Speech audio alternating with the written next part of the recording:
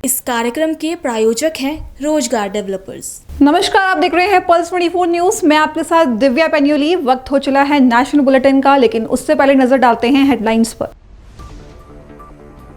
चंडीगढ़ में आईपीएस अधिकारी वाई पूरन कुमार के परिवार से मिले सीएम मान। पंजाब के सीएम भगवंत मान ने की पीड़ित परिवार से मुलाकात। कहा, प्रदेश और केंद्र सरकार को रहना चाहिए परिवार के साथ खड़े। उत्तर प्रदेश सरकार के एनसीआरबी के आंकड़ों को लेकर अखिलेश यादव का निशाना। कहा, आंकड़ों के मुताबिक प्रदेश में असुरक्षित बेटियां, बीजेपी सरकार सिर्फ छुपा रही अपनी विफलताएं। बिहार चुनाव में जन स्वराज पार्टी के संस्थापक प्रशांत किशोर को जीतने की आस। कहा, जनता के पास इस बार नया विकल्प, इस बार सतर्क रहकर जनता को करना चाहिए वोट। दरभंगा में एक किशोर के संदिग्ध परिस्थितियों में मौत। शौचालय में फंदे से लटका मिला शव। परिजनों ने हत्या की जताई आशंका। पुलिस जांच में जुटी। तुम दोनों की मेहनत बहुत रंग लाई है बेटा। घर बहुत सुंदर बना है। ये मेरे पापा का घर। पता है, देख तेरे पापा की नेम प्लेट अपने हाथों से लगाऊंगा। नेम प्लेट तो लग चुकी पापा।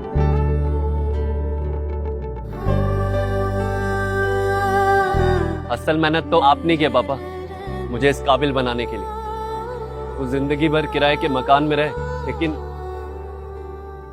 आज ये घर मेरा नहीं, ये है मेरे पापा का घर।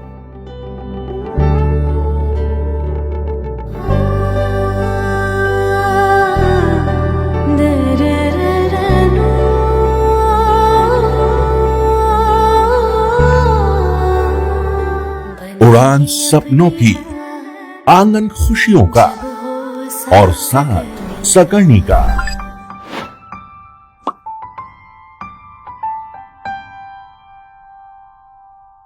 साठ वर्षों से आपके साथ मनोरंजन और संस्कार का संगम, जानवी मैगजीन। अब खबरें विस्तार से। पंजाब के सीएम भगवंत मान ने चंडीगढ़ में आईपीएस अधिकारी वाई पूरन कुमार के परिवार से मुलाकात की। इसके बाद सीएम मान ने कहा कि परिवार न्याय मांग कर रहा है।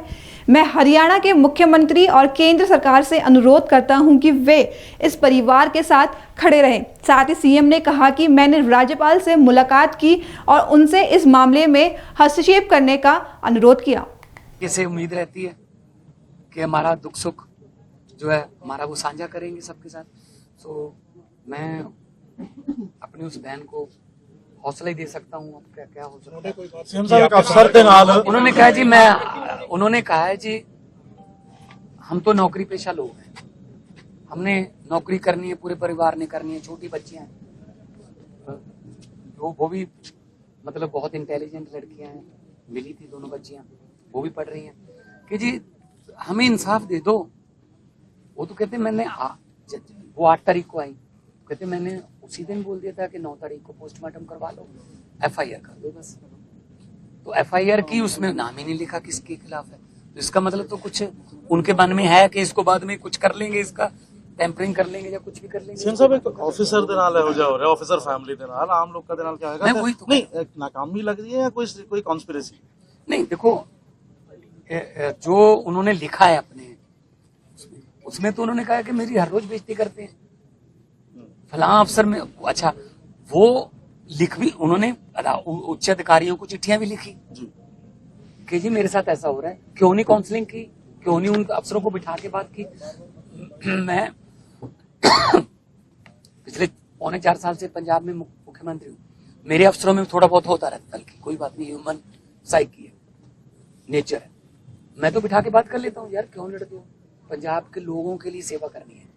यूपीएससी क्लियर करना कोई खाला जी का बड़ा, साधु बनना पड़ता है पढ़ाई के लिए, और इतना पढ़ लिख के आप ऐसे जा रहे हो दुनिया से, तो मतलब ये बहुत ही दुख की बात है, बहुत ही। मैं हरियाणा के माननीय मुख्यमंत्री साहब को और केंद्र सरकार को विनम्र बेनती करना चाहता हूँ कि इस परिवार के साथ खड़िए।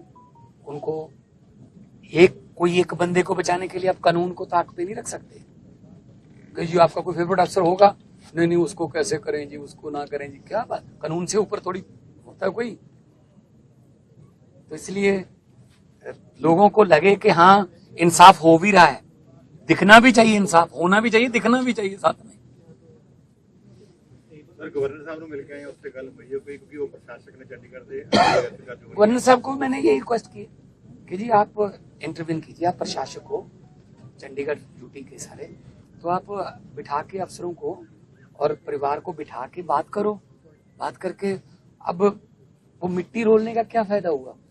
मतलब जो उनकी पत्नी है उन्होंने क्या बोले यार, मतलब उन्होंने कहा कि मेरा तो वर्दी वाला था, मैं डिब्बे का क्या करूंगी, मैं डिब्बा रोक रही हूँ क्या, ले जाओ डिब्बा, लेकिन इंसाफ तो दो ना। पहले कभी बिना पूछे परिवार को पीजीआई में ले गए उनकी डेड बॉडी, जब परिवार ने कहा जी हमारी तो सहमति नहीं है, फिर वापस बांधे दी।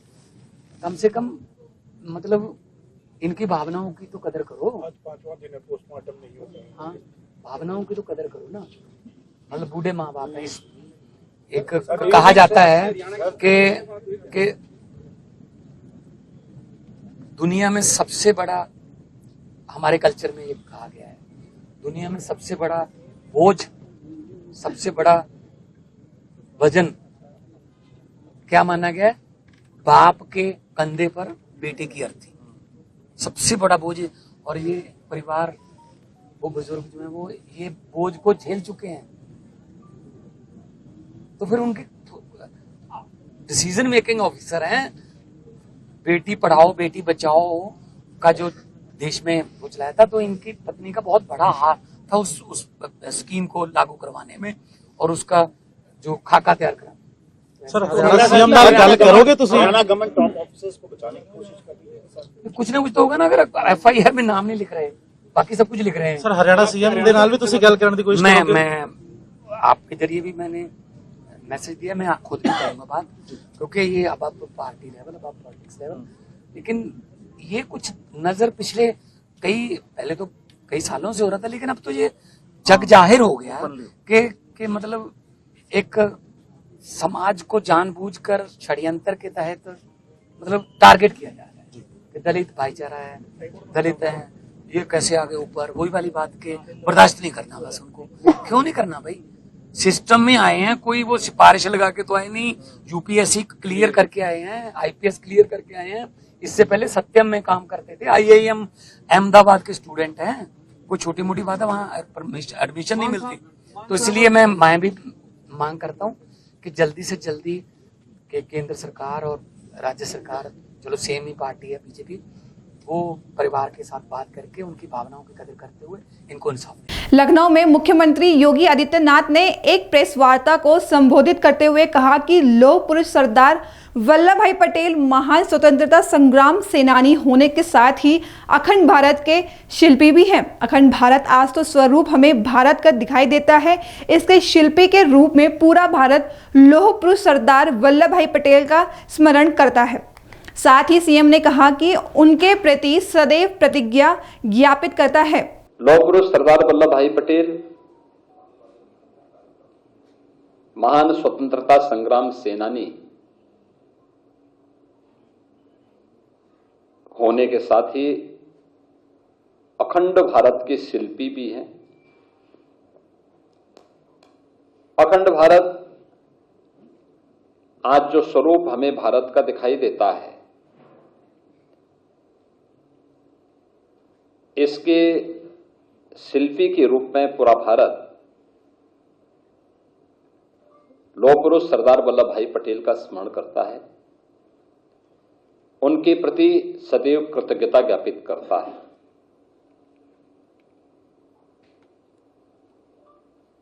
देश के अंदर सैकड़ों रियासतों को भारत गणराज्य का हिस्सा बनाने और फिर भारत के वर्तमान स्वरूप को उन्होंने उस समय जिस दूरदर्शिता के साथ, जिस सूझबूझ के साथ उस समय लागू किया था, आज वह भारत हम सबको देखने को मिलता है। और हर व्यक्ति जानता है कि उस समय कुछ रियासतें ऐसी भी थीं जिसमें जूनागढ़ का नवाब और हैदराबाद का निजाम, ये जो मनमानापन करना चाहते थे, लौह पुरुष सरदार वल्लभ भाई पटेल के सामने उनकी एक नहीं चली और अंततः लौह पुरुष के दृढ़ निश्चय के सामने उन्हें भारत छोड़ना पड़ा और ये दोनों रियासतें भी भारत का हिस्सा बनी। प्रधानमंत्री मोदी जी के नेतृत्व में पूरा देश 2014 से लौह पुरुष सरदार वल्लभ भाई पटेल जी की पावन जयंती को राष्ट्रीय एकता दिवस के रूप में आयोजित करता है। इस अवसर पर रन फॉर यूनिटी का कार्यक्रम भारतीय जनता पार्टी 2014 से ही आयोजित कर रही है। Statue of unity Sardar Sarovar Gujarat के पास दुनिया की सबसे बड़ी प्रतिमा प्रधानमंत्री मोदी जी के मार्गदर्शन और नेतृत्व में गुजरात में भी स्थापित हुई है। पूरे देश का योगदान इसमें हो, इसके लिए 2013-14 में भारतीय जनता पार्टी ने गांवों से, गरीबों से, किसानों से, नौजवानों के माध्यम से लौह संग्रहण और धरती माटी की सुगंध को भी समेट करके जो एकत्र किया था, उसका परिणाम है कि दुनिया की सबसे बड़ी प्रतिमा लौह पुरुष की आज गुजरात में केवड़िया के पास स्थापित हो चुकी है, जो अब भारत के एक नए प्रेरणा स्थली के रूप में और पर्यटन केंद्र के रूप में भी विकसित हो चुका है। लखनऊ में समाजवादी पार्टी प्रमुख अखिलेश यादव ने बीजेपी की तरफ से प्रस्तुत एनसीआरबी के आंकड़ों को लेकर निशाना साधा। उन्होंने कहा कि इन आंकड़ों के अनुसार महिलाएं बड़े पैमाने पर असुरक्षित हैं। साथ ही कहा कि बीजेपी अपनी विफलता छिपाना चाहती है। उत्तर प्रदेश में सबसे अधिक उत्पीड़न और अन्याय लगातार हो रहा है। हर विभाग में भ्रष्टाचार है। जिन विभागों को उत्तर प्रदेश के लोगों को सुविधाएं और सहायता प्रदान करनी चाहिए, उनके 9 साल के शासन के दौरान विभाग में भ्रष्टाचार व्याप्त है। पैमाने पर महिलाएं असुरक्षित हैं। ये आंकड़े एनसीआरबी जो भारतीय जनता पार्टी की सरकार के दिए हुए आंकड़े हैं, वही जनता के बीच में आ रहे हैं। फतेहपुर में जिस तरह से घटना सामने आई, अभी भी जिक्र कर रहे थे आप, कल परिवार के लोगों ने सीएम से मुलाकात की। दूसरा, अगर विपक्ष के लोग जब जा रहे थे तो उनको रोकने का बीजेपी अपनी नाकामी छिपाना चाहती है। ये है कि सबसे ज्यादा उत्पीड़न, अन्याय और इस तरह की गंभीर घटनाएं उत्तर प्रदेश में लगातार हो रही हैं। न केवल घटनाएं हो रही हैं, भ्रष्टाचार की भी सभी सीमाएं टूट चुकी हैं। हर विभाग में भ्रष्टाचार बड़े पैमाने पर है और जिन विभागों को उत्तर प्रदेश की जनता को सुविधा और उनकी मदद करनी चाहिए, लगातार 9 साल की सरकार में इनके हर विभाग में लूट मची हुई है। न स्वास्थ्य बेहतर चल रहा है, न शिक्षा के क्षेत्र में कोई बदलाव दिखाई दे रहा है। इसीलिए कल भी हम लोगों ने कहा कि जेपी लोकनायक जयप्रकाश जी ने जो आह्वान किया था संपूर्ण क्रांति का, वो इसीलिए किया था क्योंकि बड़े पैमाने पर बेकारी बढ़ी थी, भ्रष्टाचार बढ़ा था और प्रशासनिक जो लाभ जनता को मिलना चाहिए, न्याय, वो नहीं मिल पा रहा था। और सप्त क्रांति डॉक्टर राम मनोहर दी, इस सरकार में सबसे ज्यादा नाइंसाफी हो रही है, सबसे ज्यादा असमानता बढ़ी है, सबसे ज्यादा गैर बराबरी बढ़ी है। आज अमीर और गरीब को लेकर के जो चिंता है, वो बड़े पैमाने पर फासला बढ़ता जा रहा है, खाई बढ़ती चली जा रही है। बिहार में जन स्वराज पार्टी के संस्थापक प्रशांत किशोर ने कहा कि जो नेता जीत रहे हैं उन्हें यह डर नहीं है कि अगर वे काम नहीं करेंगे तो जनता उन्हें वोट नहीं देगी, क्योंकि विकल्पहीनता के चलते लोग लालू प्रसाद यादव और बीजेपी को वोट देते रहे हैं। उन्होंने कहा कि अब जन स्वराज पार्टी एक नई व्यवस्था स्थापित हो गई है, एक नया विकल्प सामने आया है और हमें विश्वास है कि बिहार की जनता इस बार सतर्क रहेगी। ये है कि जो पूरे बिहार में जिस बदलाव की चाहत लोगों में दिखी है पिछले 3 साल में, वही चाहत यहाँ पर भी है, वही विषय है। लोगों के वोट से नेता बड़े बन गए, लोगों ने जाति के नाम पर, धर्म के नाम पर, नाली गली के लिए, 5 किलो अनाज के लिए, मंदिर मस्जिद के लिए वोट दे दिया। जिस नेता ने भी वोट लिया तो वोट लेकर बड़ा बन गया, और जो लोग हैं उनकी अपनी जो हालात हैं, उनके बच्चों की जो दुख तकलीफ है, उसमें कोई परिवर्तन नहीं है। वो नेता चाहे सामान्य विधायक है, मंत्री है, या राघोपुर के केस में मुख्यमंत्री उप मुख्यमंत्री है। तो यही बात हम लोग बता रहे हैं कि भाई जब तक आप वोट अपने लिए नहीं देंगे, अपने बच्चों के लिए नहीं देंगे, तब तक कोई भी जीत कर जाएगा तो उससे राहत नहीं मिलेगी। राघोपुर में लोग बता रहे हैं कि अभी 3 महीने लोग बाढ़ में फंसे हुए थे, कोई देखने नहीं आया। पूरा कटाव बहुत बड़ा मामला है। लोगों को ऐसा लग रहा है कि जमनिया के बाद शायद राघोपुर के कुछ गांव डूब सकते हैं, लेकिन कोई सुध लेने वाला नहीं है। यहाँ डिग्री कॉलेज नहीं है, पढ़ाई नहीं है, रोजगार नहीं है, सड़कों की दुर्दशा है। तो ये कोई आज नहीं है, आज हुआ ऐसा नहीं है, ये दशकों से स्थिति बनी हुई है। और स्थिति इसलिए नहीं बनी हुई है कि कोई एक व्यक्ति चुन कर आया है वो सही है या गलत है, और प्रशांत किशोर आएंगे या कोई जनसुराज का आएगा तो सुधार होगा।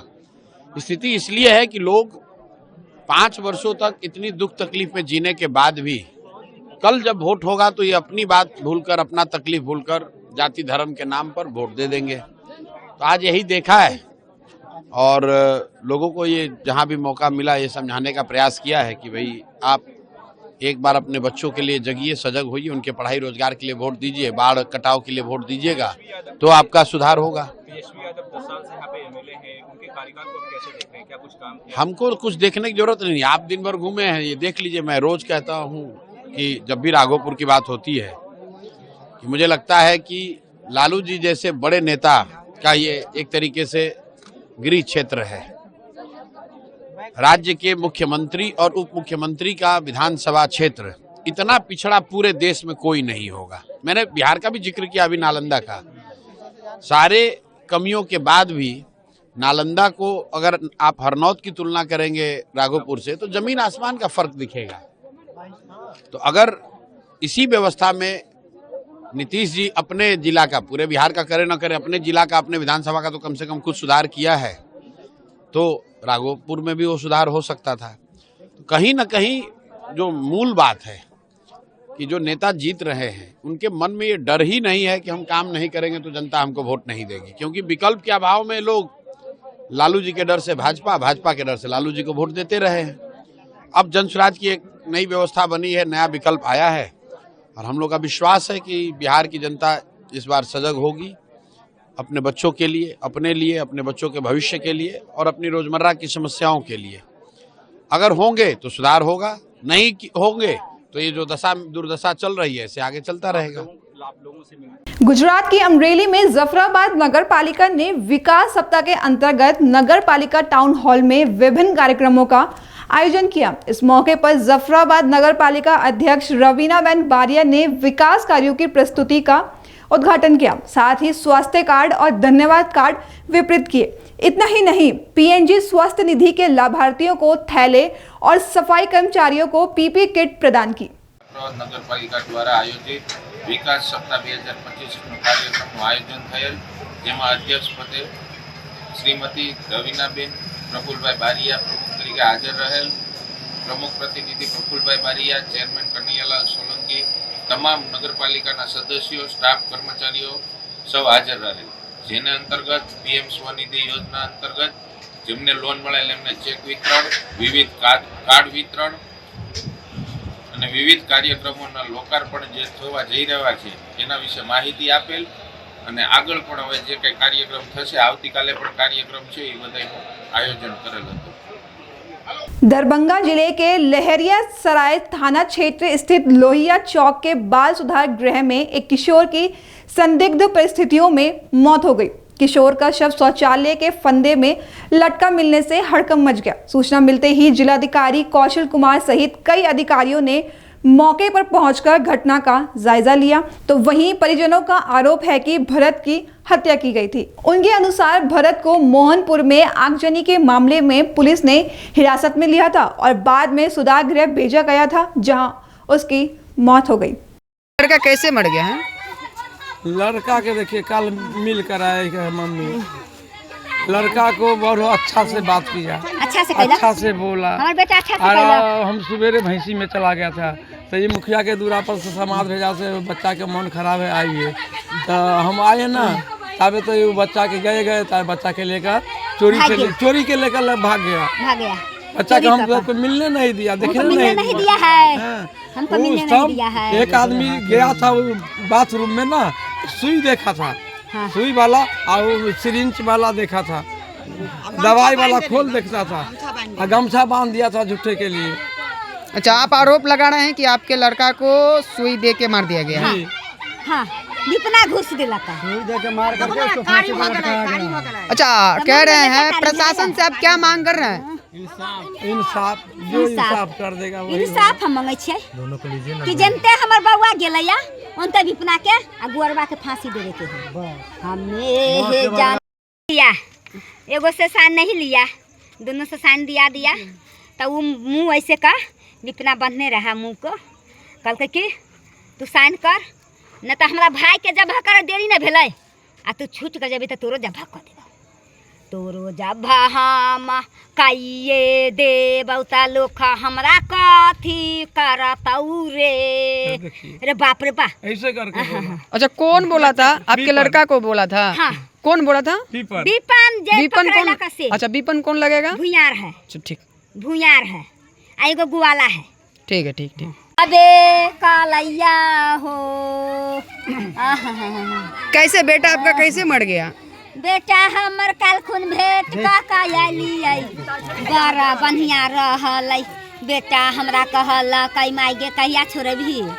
हम कहले बउआ रे अब काम हो छो, दिवाली के नहीं छुट्टी रखो आ ताले संतोष ध कर है इतने दिन। तीनों एके बेर बेल भ जाइबा, तीनों एके बेर बेला होइए जाइबा। अच्छा, ये जो आपका लड़का है वो कौन से जेल में रह रहे थे अभी?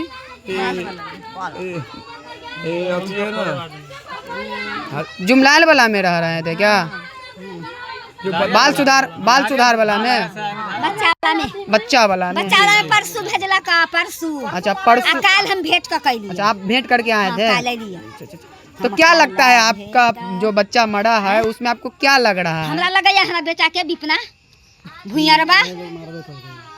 भुयरबा घुस देला का थाना में, हमरा वही बेटा के मर देला का आ गुअरबा। अच्छा, लड़का जेल क्यों गया था? माने आग लगल कह चोरी कल कह त चोरी कल के त सेन पर न पकड़ल हो, सेन पर नहीं पकड़ल के तीनों के चोरी कुछ नहीं। मोबाइल भारा राती बरंडा में बाई छाला विपना अहेरा कर पाइना लके मोटका पैना लके अहेरा भरी रातिया करता छालाई। क्या हुआ है? हुआ क्या था? देखो, सुबह में आया था सर, सुबह में आया कटका वाला, क्या नाम है उसका? कटका वाला चौकीदार नाम गोपाल। उसको घुमाइए। सुबह में गोपाल आए थे, गोपाल आए, हम लोग का बोला इतना ये कि अभी थाना पे जाना पड़ेगा, मुखिया जी के यहाँ पर तीनों फैमिली का आदमी आएगा, सुबह में लेके जाए चलेंगे यहाँ से, कोई वहाँ पर आज बेलून होने वाला है। इतना बात हम लोग का मालूम था सर, एक कुछ मालूम नहीं है, इसलिए हम पूछ लिए हैं कि अगर मृत्यु हुआ तो बताना चाहिए ना सर, अगर नहीं बताया कुछ नहीं मालूम। कौन मरा है? हमारे गांव का ही, मतलब भरत दास है।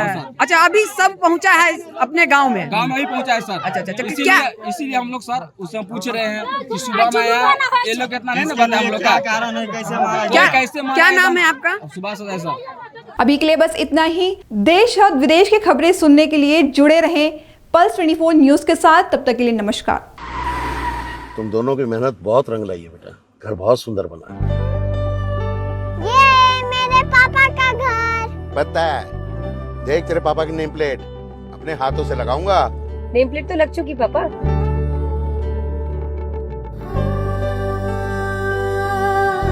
असल मेहनत तो आपने की है पापा, मुझे इस काबिल बनाने के लिए। वो जिंदगी भर किराए के मकान में रहे, लेकिन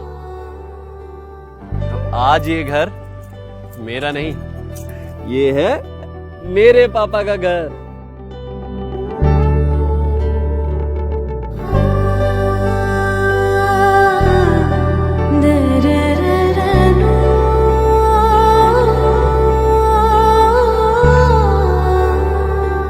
उड़ान सपनों की, आंगन खुशियों का और साथ सकर्णी का।